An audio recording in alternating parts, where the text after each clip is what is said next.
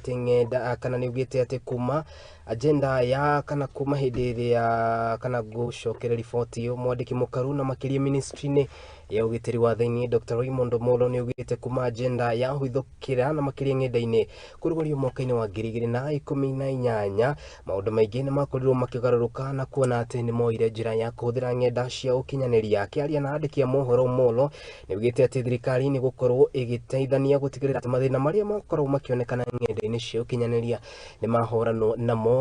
akionekana gucokerera na gukumiria na njira nene ngero iria iriga gwikika ya shaikwe ngenda mukana rurenda rwa citizen ruria rwirikanaga ati ni rwakorirwo rugithogwo naguo na gutuika Raymond Omollo ni akorirwo akiyumiria na kuga ati maundu mothe ni macokereirie.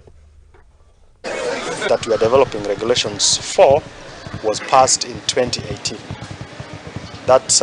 over 5 years ago,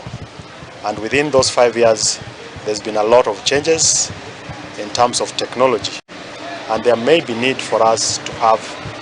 amendment to the Act, but we'll be able to deal with that based on the proposals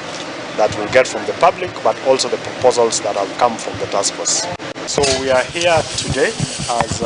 part of an assignment that we began almost 6 months ago, out of the 2018 Computer Cybercrimes Act, able to start implementing those regulations. One is with regards to the critical information infrastructure,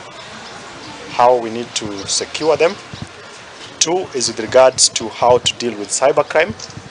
that emanates out of the use of cyberspace. And three, it focuses on the issues of capacity building and capacity development for those of us who work or who are going to use cyberspace. Like any other law, when you set up a law today, the circumstances today might 3 years down the line, or 4 years down the line, or 5 years down the line, like in this particular case in point.